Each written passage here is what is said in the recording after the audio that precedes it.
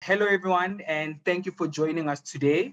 My name is Wiseman. I am joining you from Mill Park in Johannesburg, South Africa, and I am the moderator for today's digital dialogue. For the benefit of the participants who are blind and have visual impairment, all speakers will begin with a short self-description. So I will start. So I am Wiseman. I am Wiseman. I have very, very short black hair and I have a small beard. I am wearing my brown square framed eyeglasses and I am wearing a white t-shirt. Today's discussion will actually examine how the emerging geopolitical shifts, such as the rise of digital authoritarianism, regional data sovereignty, and the fragmentation of the internet, how those are affecting the global digital landscape. And we've seen that in the wake of, the shift in global power dynamics and changing geopolitical tensions, we are witnessing the alignment of powerful tech companies with political objectives. Hence, the digital space is increasingly being shaped by factors beyond technology itself. So we are delighted to welcome to the panel today Taysir, the EU Advocacy Officer. She is an EU Advocacy Officer for the digital right at ALM. And then we have Philip Kabuye, who is a policy advisor in digital rights and space at Oxfam Novib. Then we have Gbenga Sesan, who is an executive director at Paradigm Initiative. Full bios will be dropped on the chat as each speaker is actually speaking, and then you can read more on them. And I think to start off us today, each panelist will actually introduce themselves and frame the issue by sharing the current landscape and their key points for around 5 minutes, and then we'll have some discussions and questions. And also, please don't forget, as the speakers are giving their points and sharing on their current landscape, please don't forget to post your questions into the chat, and we'll get back to them later in the session. Taysir, would you please turn on your camera and join me on screen? And would you please just introduce yourself, share your key point, but remember to start with a brief self-description. Thanks. Thank you very much, Wiseman.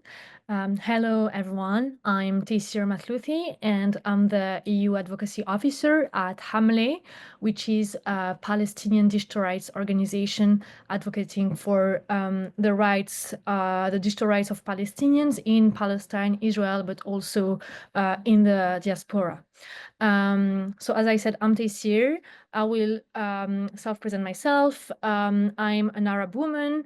I have long brown hair. I'm wearing glasses and I have a white jumper today. And I will start my very short talking points. So today I'll be mostly talking about the situation post October 7th in Gaza, Palestine, and Israel, and how the genocidal war that is happening in Gaza after October 7th is also a war that is happening in the digital realm, and how digital social media platforms have been part of this war in different ways, and how online violence is also being shifted to offline violence in the Palestinian territories. So at Hamle, the organization I work with, we've been documenting the exacerbation of online censorship and the shifts of social media platforms policies after October 7th. We've been mostly focusing on the biggest social media platforms, Meta, YouTube, X, and TikTok. And we've sort of seen that they all lowered their human rights due diligence policies towards Palestinian content, and they also over-moderated content from Palestinian, pro-Palestinian, and Arabic voices. These policies were mostly decided from within the big tech companies. They all decided that after October 7th, they can't deal with the amount of Arabic content, apparently, and they have to lower their threshold and be less detailed about what they have to moderate and what should be directly deleted. But we've also documented how the Israeli Digital Warfare Desk was directly sending requests to the platforms for content takedowns and accounts restrictions. And the requests made by the Israeli Digital Warfare Desk were mostly approved by the social media platforms by 90%. So here we can directly see a clear link of the influence of governments on the content moderation decisions made by the companies, and how companies don't decide by themselves what should be moderated, but to mostly approve what the governments are asking them to moderate. In December 2024, the BBC itself released an investigation proving how the social media platforms, Facebook and Instagram, restricted news in the Palestinian territories after October 7th by 77%. So the Palestinian population couldn't even have access to Palestinian media outlets and news produced by Palestinian journalists. It was most of the time shadow banned and restricted. So content restriction and over moderation of Arabic content is an issue, but one of the biggest issues we are seeing right now is also the monetization of violence and how platforms such as YouTube, for example, have been accepting genocidal ads against the Palestinian population. The Israeli government itself was the one paying for these ads and asking for these ads to be released on the platform YouTube.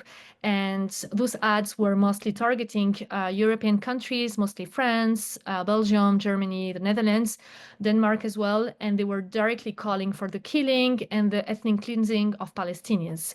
And now we should ask ourselves how YouTube is accepting these ads and making money from this war. So this is from the Israeli government, but we also should look at what's happening in Europe and how social media platforms are receiving direct complaints from public authorities. And that's, for example, the case in France, where there is a platform called Pharos, where the French authorities are directly asking the social media platforms to restrict or delete content. And we've seen a huge increase of pro-Palestinian content or Arabic content being taken down by the platforms because of the French government asking them to do so. So obviously, we will talk about it later, but what's happening is being exacerbated by the current news made by Zuckerberg and the current new government in the US, where fact-checking at Meta doesn't exist anymore, and where they want to focus more on community nodes and, according to them, to allow more freedom of expression and opinion. What's currently happening is that harmful and hateful content is now being accepted. That creates a very dangerous online environment for Palestinians who are already facing online violence that is being translated to the offline. And we are seeing that this is increasing. And this is also related to the race to AI innovation, where digital dehumanization is being increased, and where Palestinians are being framed within algorithms and without and are being silenced by those algorithms used by those social media platforms. So hopefully we'll be talking a bit more later, and those are my talking points now. Thank you very much. Thank you, Taysir. You can now turn off your camera, and I would like to welcome Philip to join me on the screen. Good afternoon, Philip. Please turn on your camera and mute yourself and share your opening comments, and don't forget to begin with your self-description. Thank you, Wiseman, and thank you, Taysir. Really interesting conversation. Hello, everyone. Welcome to the session today. Happy to be here to share a bit on the topic. My name is Philip Kabuye. I work with Oxfam Novib as the policy advisor on digital rights and space, and I'm calling in today from Uganda. I'm a black man with a black complexion. I am putting on a blue shirt, slightly short hair, and I have black headsets on me. In today's conversation, I wanted to focus a bit on the role of the legislations. As we know, if we're talking about safeguarding the digital environment, the regulations play a very big role, and especially in this now shifting geopolitics, there's a lot that we can achieve, but there's also a lot at stake.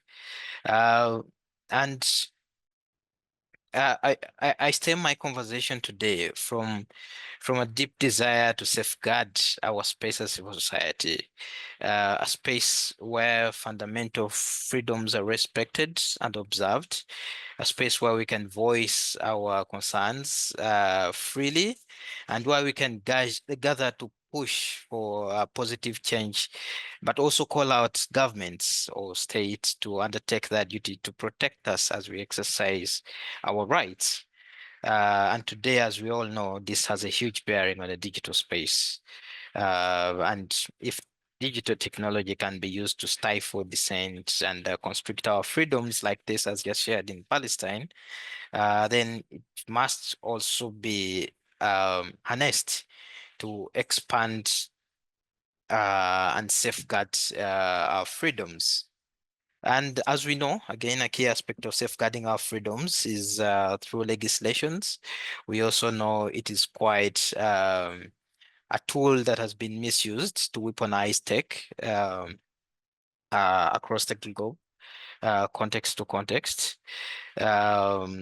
And looking at going a bit back for a long time, we've witnessed the global north or the Western world being an architect of digital rights, shaping global norms and standards, and this has a huge impact on the rest of the world through policies that we've seen, like the GDPR, the DSA, and a lot more. Also, content moderation policies, like what this has talked. We've seen these frameworks influence lots of policy globally. And for many countries also in the South, they are either directly adopting them or using them as models for national regulations. So that has been the case. But now it's at odds with reality. While we recognize the progressive digital rights policies that have been setting standards, we've also witnessed autocratic regimes increasingly drawing inspiration from restrictive policies instead, and turning regulation into a tool for repression.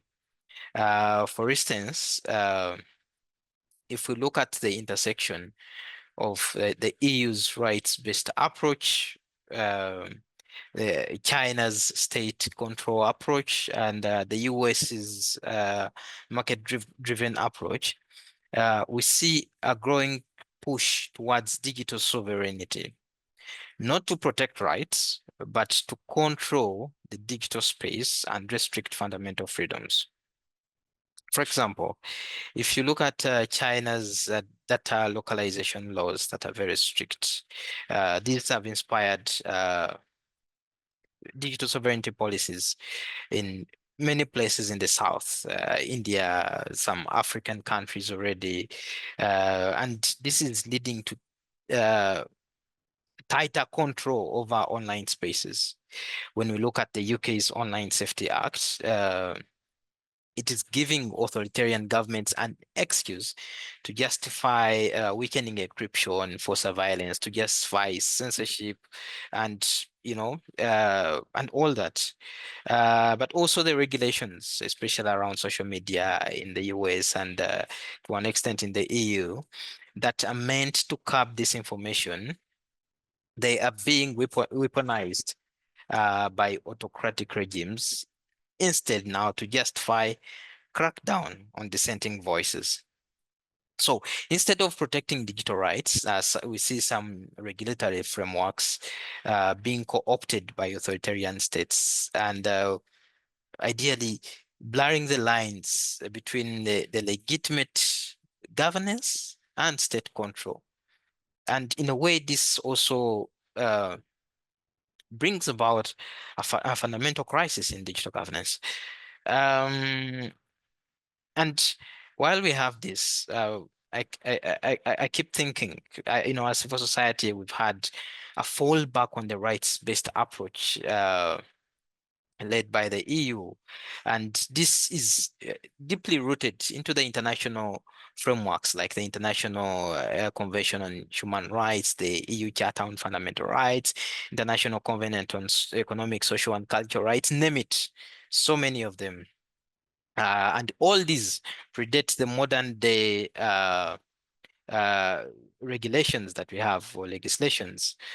And these have been our strongholds, very good reference points to justify the need to safeguard fundamental freedoms, because they've already served as a reminder on what we've agreed, what we've been signatories to as countries that are signatories to these international frameworks. But when you do a quick check, you'll have a question whether these are the true reference points for digital rights today. I mean, celebrating the Europe-led rights-based approach in drafting legislations and embracing them as rights respecting. It's an important reference point, safeguarding fundamental freedoms. But if we check the reality and we look amidst the competing regulatory models, Europe-based, China, the US market-driven, and then inconsistencies like the controversial EU chat law that is under debate. It's very controversial, seeking to undermine encryption-based private messaging services, ideally to tackle a child sexual abuse material, but a clear violation of privacy. We see how global digital rights frameworks are being manipulated. And with such developments,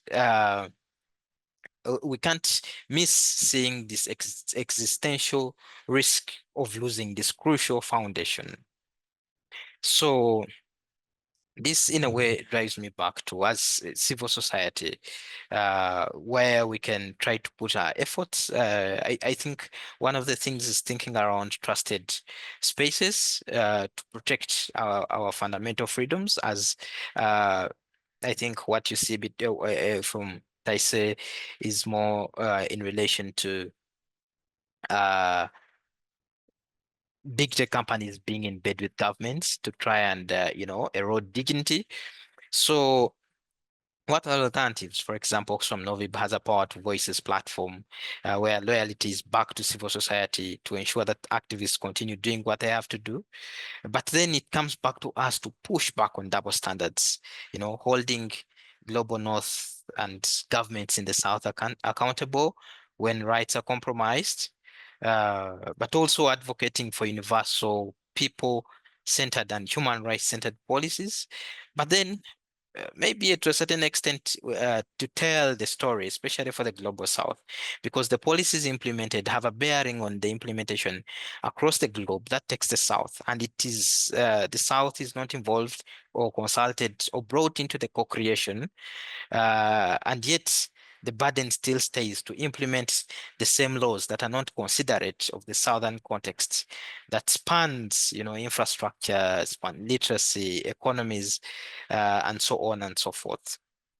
So if the rules of the digital world continue to be dictated by and for the North, then the South remains passive. it remains more of a passive recipient rather than an active shaper of its digital future. Thank you. Thank you, Philip. Thank you so much. Thank you so much for those key points. You can now turn off your camera. I would like to welcome Gbenga to join me on the screen. And Gbenga, please don't forget to begin with a self-description. Thank you, Wiseman. Good day, everyone. I'm glad to be here, and I'm already learning.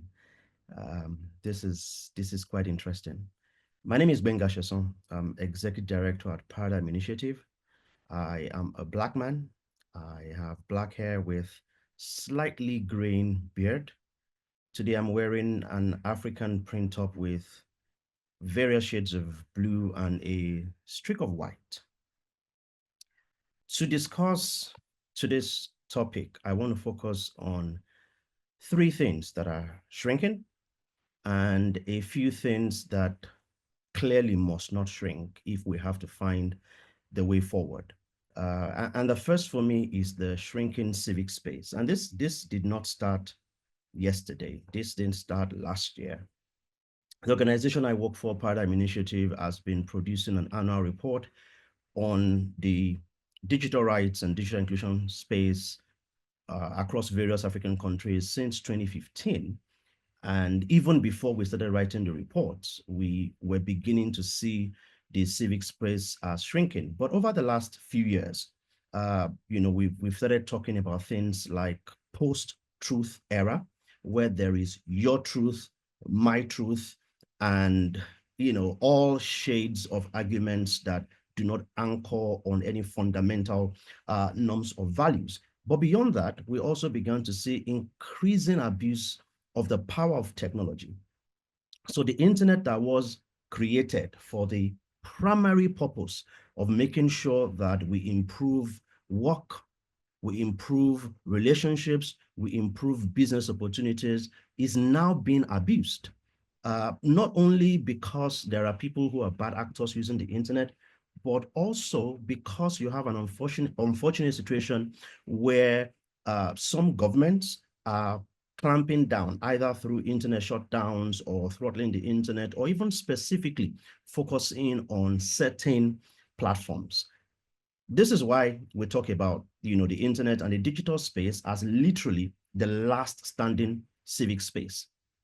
Not only is this being affected by nation states who create new laws, who create new standards, who want to control the internet more, but also even by cloud nations. And by cloud nations, I generally refer to platforms who themselves have started introducing weird, conditions. A very simple example is the recent announcement by Meta that Facebook will literally tweak or bring an end to some of the things that people relied on as far as fact-checking is concerned, a shrinking civic space. We also, of course, have the shrinking digital funding, not just digital, shrinking funding for development work generally. And I think what many of us have been part of conversations over the last few days and weeks about this. And one thing we know for a fact right now is that this is not just about Donald Trump. This is not just about the United States. This is not just about far-right governments, but this happens to be a fundamental shift in financing models for social innovation and nonprofit efforts.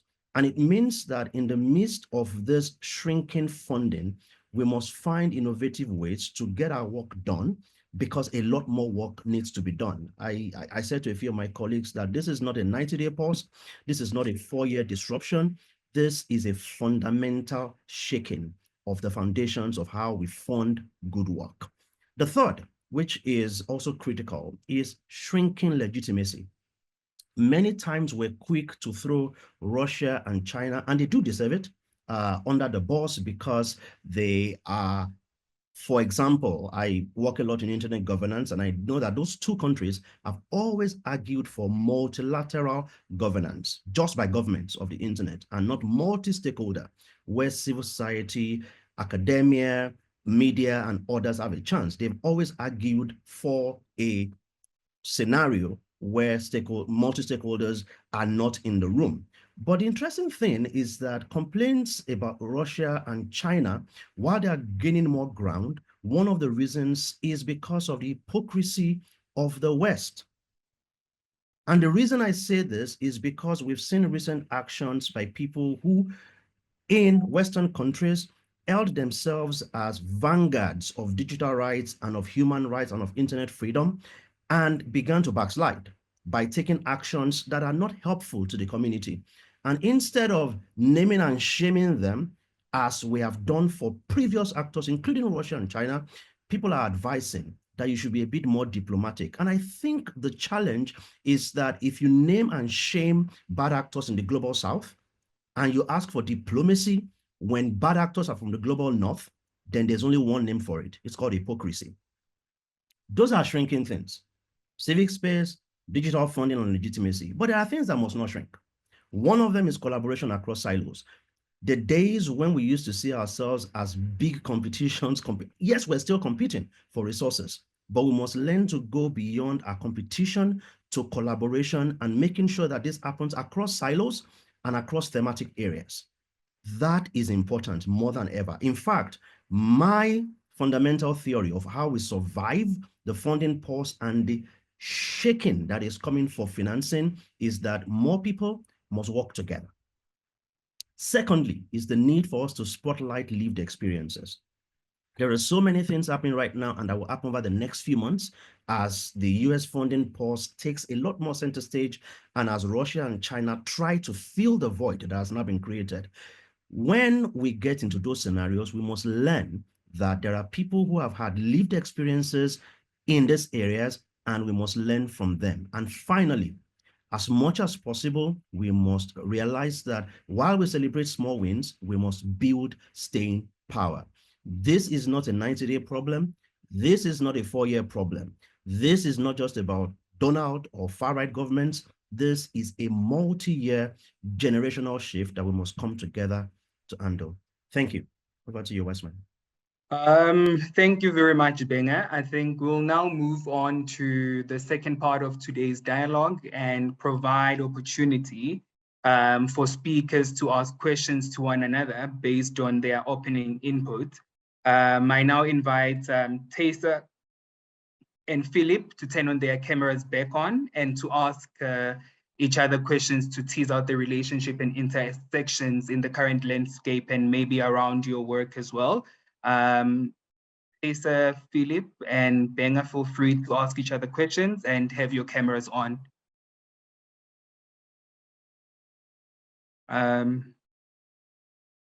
Do we have any burning questions? Maybe I'll choose Taysir. Is there any question that maybe you had as the fellow speakers were giving their points?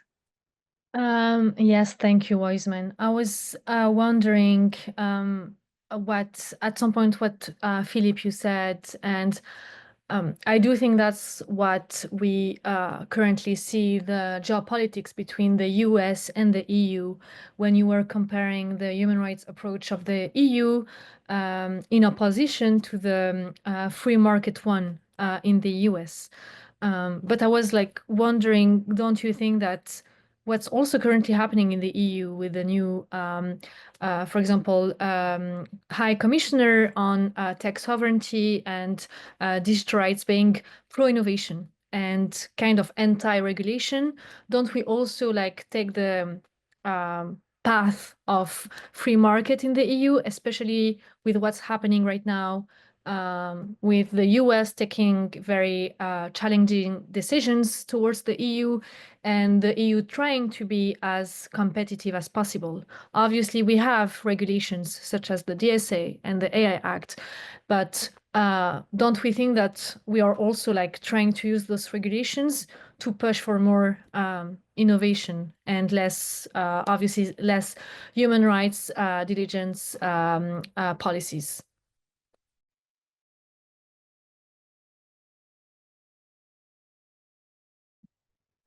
Thank you, Taysir.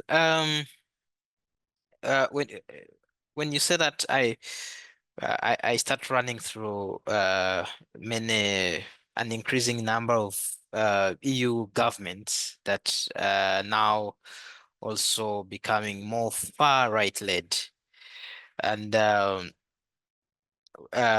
many times with far right led governments, it's not hard to notice that they can easily fall towards the approach of the kind of US's model right now. But I think what remains important for me is the aspect of not letting go on the fundamental rights.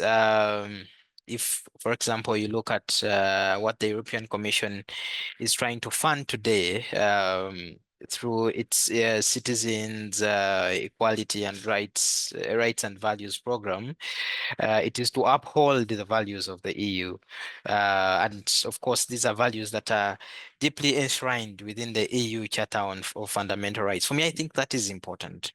But also seeing more funders coming out there with a keen eye, pulling resources together with a keen eye on the new kind of far right influenced developments, and trying to make sure that the fundamental rights, the fundamental freedoms are protected. For me, I think that is quite important. So to come back, as developments are happening, we expect a lot to be happening. That's why we have the EU chat control law being debated. It's been on for a long time now. Even as we know, it is a direct erosion of privacy.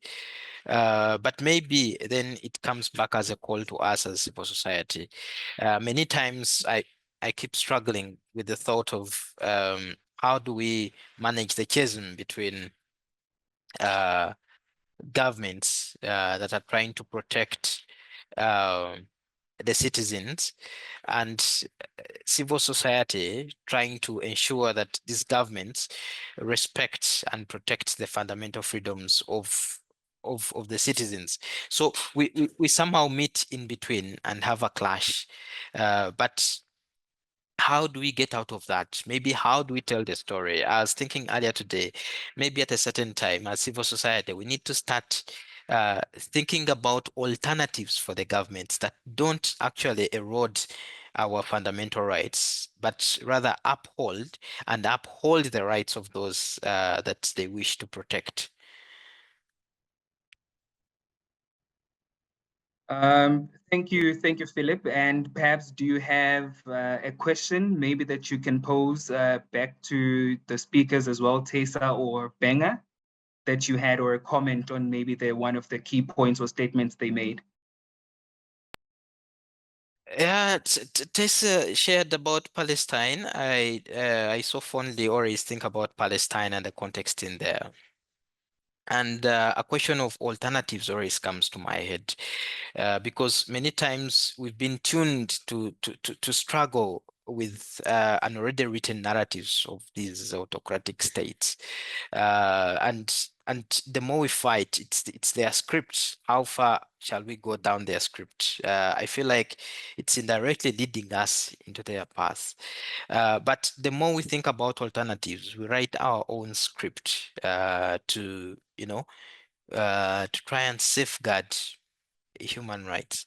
So I keep thinking about Palestine with the question of have we had some alternatives to these big tech companies, to the usual social media like what you mentioned, and if we haven't, is it something that would work out? Is it something that would save the day? Because I could imagine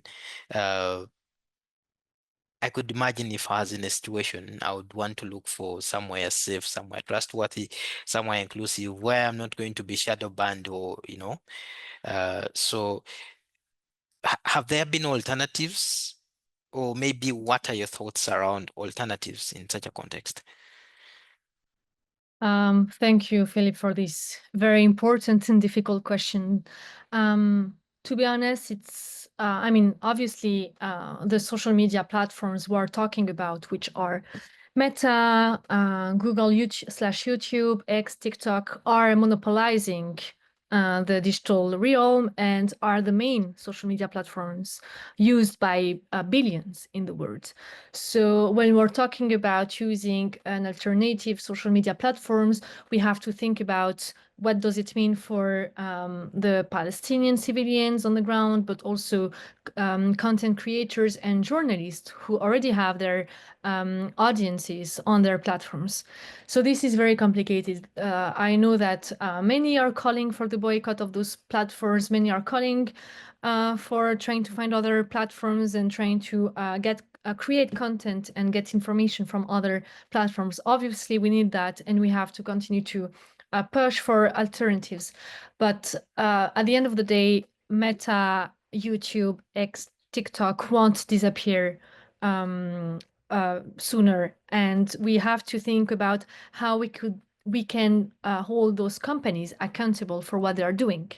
What is really important right now when it comes to the genocidal war in Gaza is at some point, if the ICG says what's happening in Gaza is a genocide, then we have to look at how those social media platforms can be held accountable and can be seen complicit of the genocides.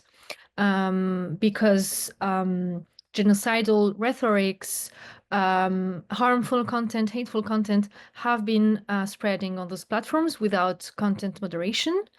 And people have been killed because of that.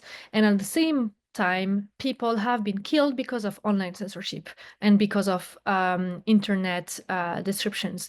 So basically, Meta, Google can go to court and can be held accountable for what they're for their decisions, not only in Palestine but also in Myanmar and different situations.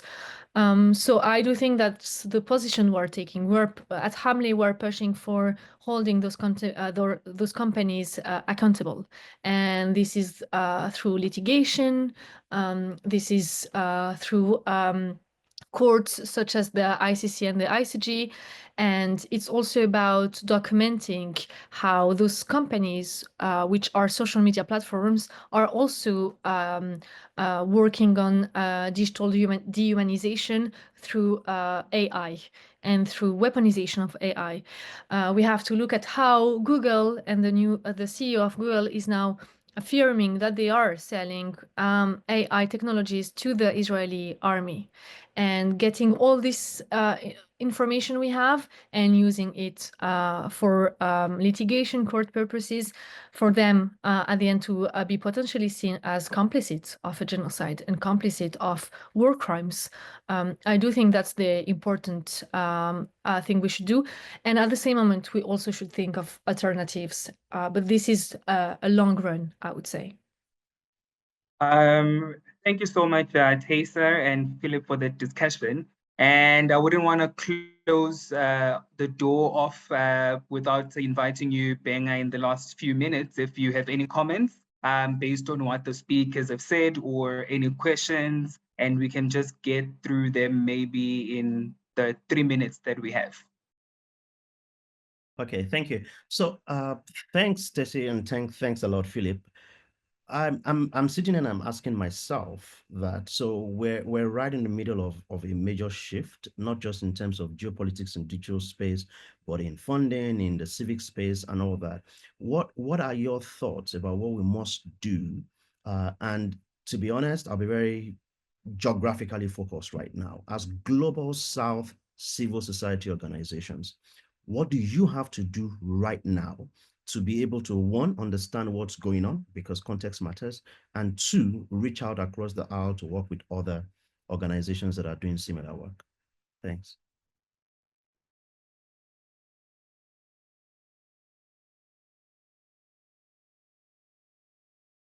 All right. I can start, but also try to be very brief, so Taysir can come in. But I think to start with, I think we need to find ways to bring back loyalty into civil society.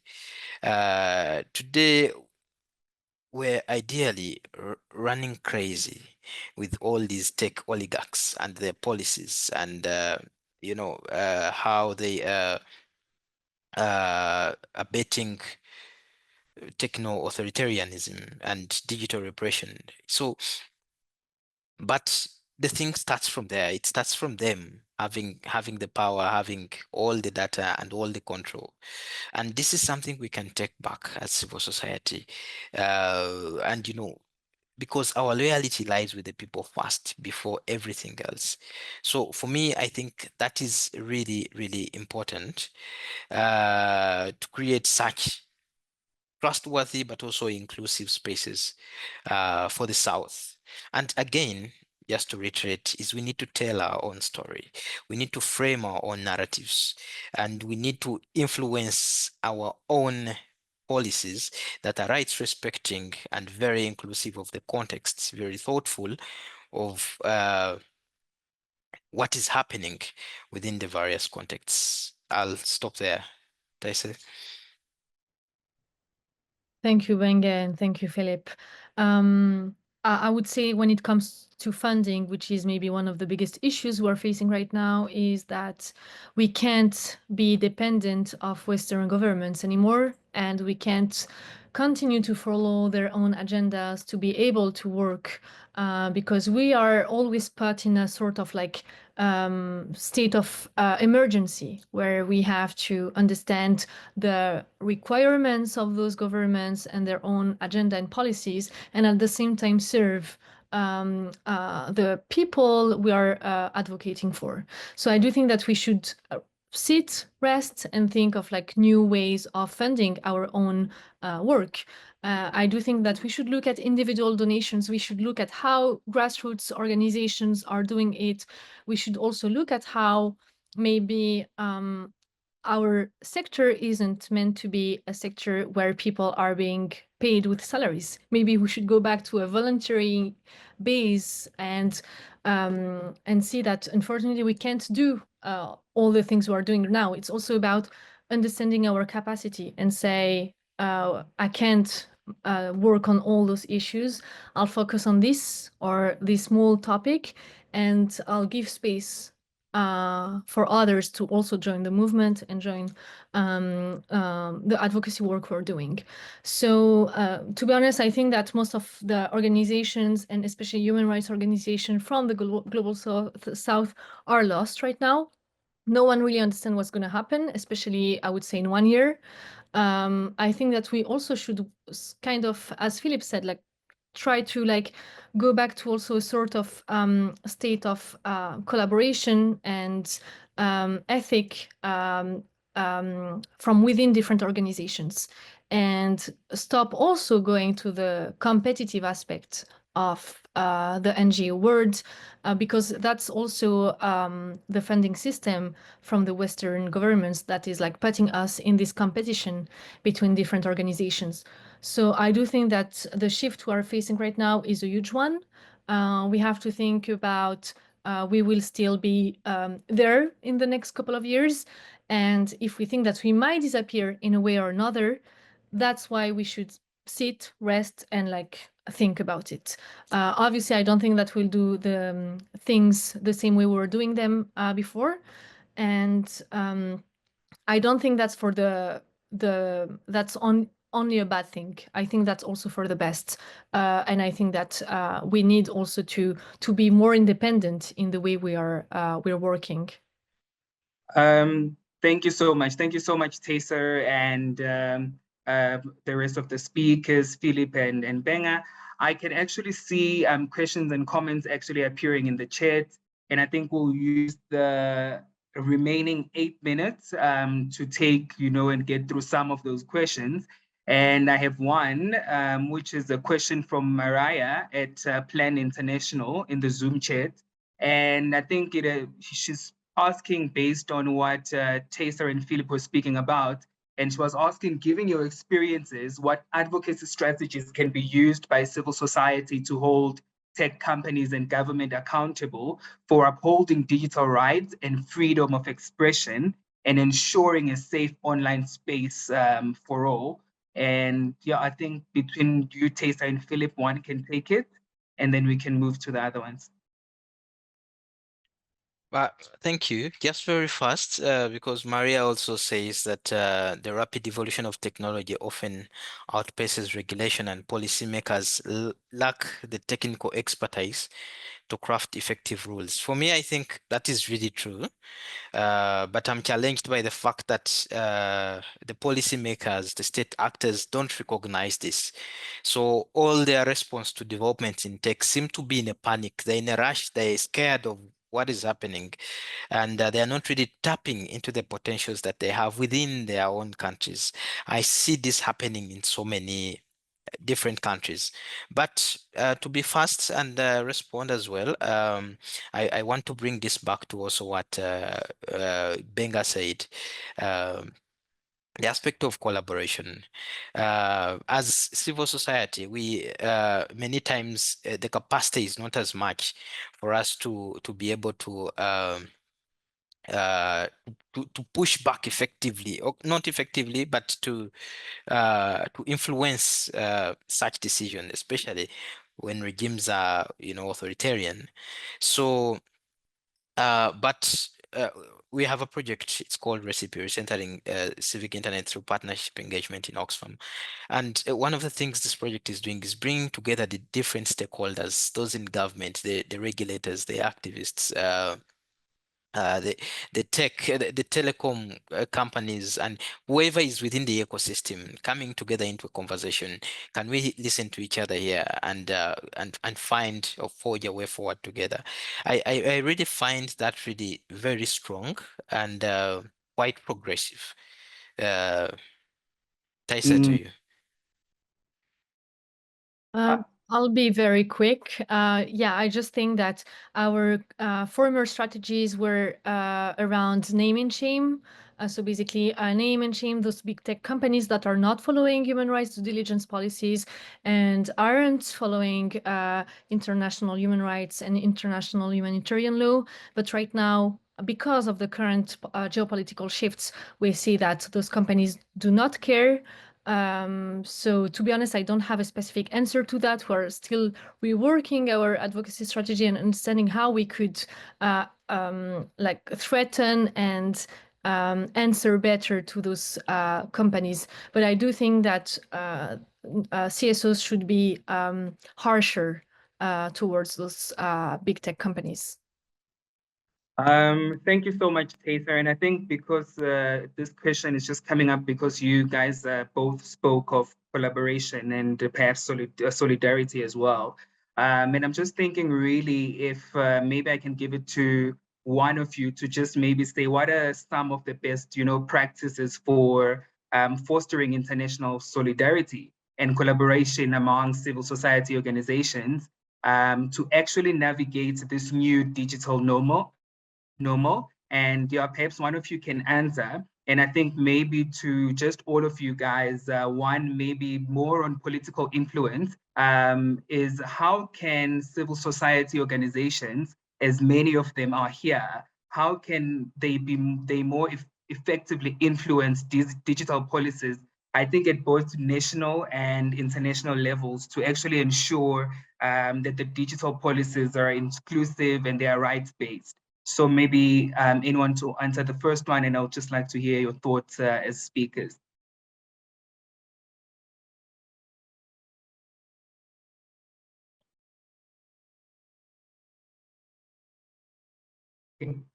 Anyone on best practices for fostering international solidarity and collaboration? Gbenga, do you have any comments? Sure. One thing we've all learned is nothing binds people together like mutual tragedy. And this is why I talk about lived experience. I think that there are two things that are at play. One is lived experience, the other is expertise. It's much easier for us to have collaboration and for us to have cooperation when, one, we share lived experience. And this is why at times I talk about regional cooperation, where it's easier for you to understand exactly what the other person is talking about, not in a case where people are talking about their challenges and it sounds theoretical to you. In that case, you don't understand the issues and you may find it difficult to cooperate with them. And the second is area of expertise. We need to align the need with the expertise. And that was one of the things we were talking about earlier in terms of what civil society can do right now as far as tech companies are concerned. I agree with Taysir that there are many platforms that really don't care and will align more with regulation and politics than caring about doing the right thing. But this is where we need to get creative with our communications. Many of us produce reports. Many of us write articles. Many of us have those webinars. One thing that we've done at Paradigm Initiative, and that has helped a bit, is that we wrote this report on digital rights on the African continent for 4 years. And yes, academics, researchers, and civil society organizations were reading them, but no one beyond the immediate circles were looking at them. And then we made the decision in 2019 to convert this 400-page reports into 25-minute short films. Magic. New categories of people, faster consumption, and new conversations began to happen. So I think that, yes, to collaborate together, we need to merge our expertise and lived experience, and also for us to have a lot more impact on some of the things that we've called out. We have to get more creative with our communications. That is how we get people talking about the issues that matter. That is how we get people concerned, and it's not just us making noise and saying this is wrong, but it becomes literally, if I may borrow the word, viral. Yeah. Thank you so much. Thank you so much, Gbenga. And then maybe lastly, before I take another question on the chat, how then does civil society then position themselves to more effectively influence the digital policies at this national and international level to ensure that, we drive these changes happening within the digital space and not have, things happen to us, and we ensure that all these digital policies are inclusive and they are rights-based. How do we then do it? Any one of the speaker to take it before I take one last question from the chat? Two quick things. One is knowledge. The second is action. Knowledge, meaning that we need to understand what the issues are, because the more we understand the issues, the more our contributions will make sense. And I can give very practical examples. There are countries where they had policy gaps like a broadband plan, and members of civil society demonstrated that knowledge and were then able to write the plan for the country, literally. And the second is action. We react to many things, and if we're not careful, we're going to end up fighting fires and get burned if we're not careful. But we need to take action proactively. If there is a policy gap, there is nothing that stops us from drafting a policy brief or drafting a bill.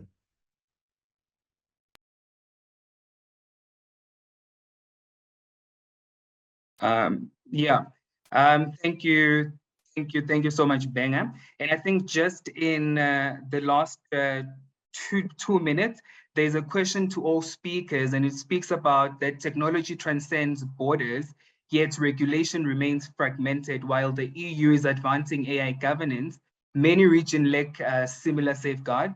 This uneven approach poses two risks. First, weak protection in unregulated regions, and secondly, the possibility that the regulation creates a competitive disadvantage, discouraging governments from acting. What would a balanced regulatory model look like? One that safeguards digital rights without stifling innovation, and how should civil society strategically push for global accountability in tech governance? And I'll give it to all of you guys. And if you can keep your responses under 2 minutes, we would be happy. I can start, and I'll be very quick. I do think that we need regulation in different regions, especially for global majority countries, but I don't think we need global regulation, and I don't think that EU or US regulations, such as, for example, the DSA in the EU, should be seen as a global example. I don't think that the DSA is a perfect regulation when it comes to global majority countries. There are extraterritorial impacts that might be negative for the populations from different regions.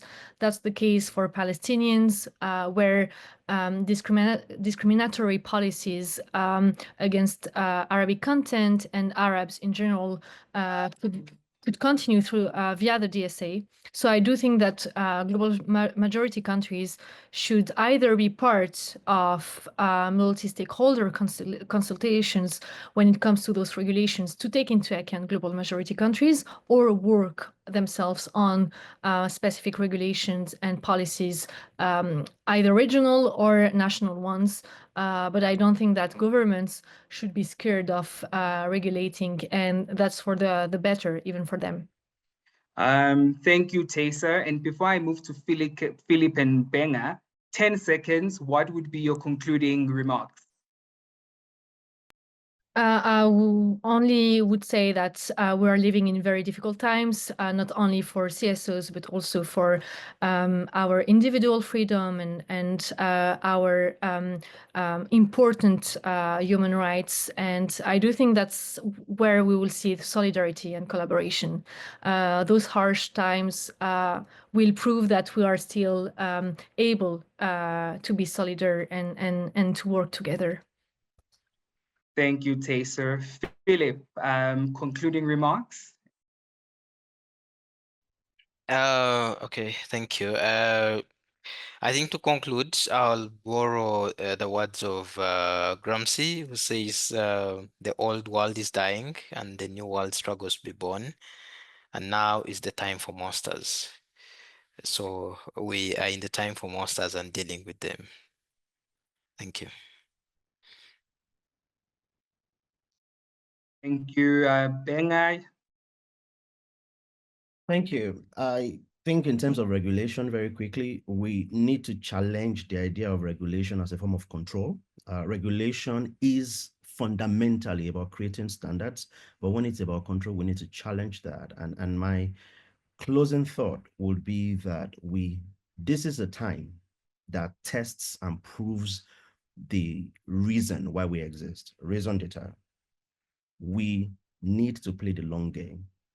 We were here before now, and we'll be here after the challenges if we play the long game.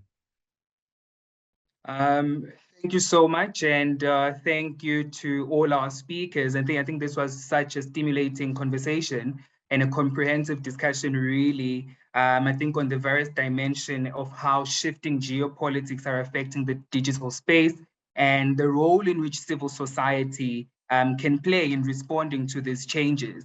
I think more than anything, we've learned more about the future trends, and it came up that collaboration and solidarity is actually a way in which we can try to mend this new digital normal. And we've learned more about the policy and the political influence on the space as well.